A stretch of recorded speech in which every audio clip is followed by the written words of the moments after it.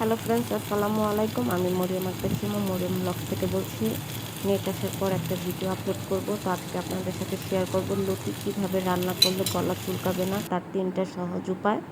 তো আমরা লতি খেতে সবাই পছন্দ করি। তো লতি অনেকের গলা চুলকায়। তো লতি কীভাবে রান্না করলে বা কীভাবে বুঝবেন যে এই লতিটা আপনাদের গলা চুলকাবে না, সেটাই আজকে আপনাদের সাথে শেয়ার করবেন।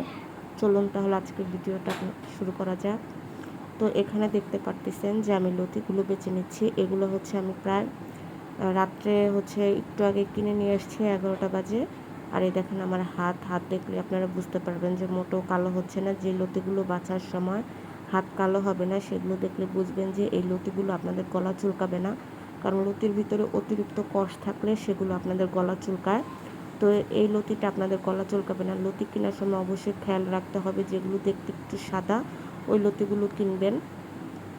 তো আমি রাত্রে লতিগুলো কিনে এনে রাত্রে বেছে রাখতেছি, যেহেতু সকালবেলা উঠি একটু দেরি করে, তো ওই সময় লতি বাছা সম্ভব না।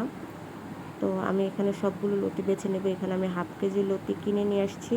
তো এটা সম্পূর্ণ বেছে ফ্রিজে রেখে দিব। তো সকালে অর্ধেকটা আমি রান্না করব, পুরাটা রান্না করব না, যেহেতু আমরা মানুষ 2জন। আর ভিডিওটার সাথে থাকুন। তো বাকি টিপসগুলো বলে দেবো। একটা টিপস অলরেডি বলে দিয়েছি। তো এখানে সামান্য পরিমাণে পানি দিয়ে লতিটা জাল করে নেবেন, আগের থেকে সিদ্ধ করে নেবেন।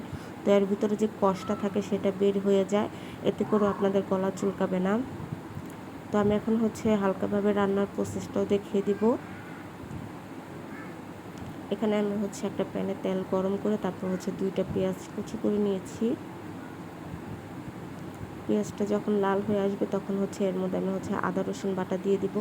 তো এখানে আমি যে আদা রসুনটা ব্যবহার করতেছি এটা আমার কিন্তু ডিপ ফ্রিজে ছিল, আমি মাত্রই বের করেছি। কিন্তু আমার এই আদাটা বরফ হয় নাই। কেন বরফ হয় নাই সেটা একটা ভিডিও আমার ইউটিউব চ্যানেলে দেওয়া আছে, আপনারা এটা চেক করে আসবেন। তো এখানে আমি 1 চামচ পরিমাণ আদা রসুন বাটা দিয়ে দিব।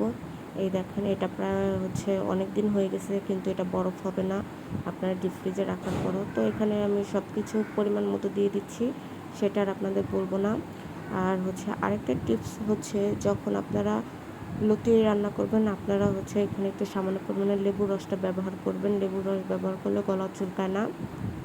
তো এখানে আমি লতিটা কষিয়ে হালকা পানি দিয়ে এটা আমি এখন রান্না করে নেব।